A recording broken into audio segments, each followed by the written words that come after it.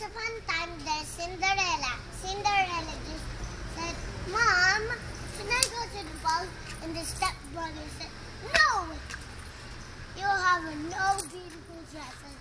So he just leave, and then he tried to clean up all that peas and the fire. And then the grandmother comes, and Them? to the ball. And then he ran to a 12-o'clock float because he's late. So he cried, and then he said, "Can I fit your shoe, madam?" And it didn't fit because her stepmother's too big.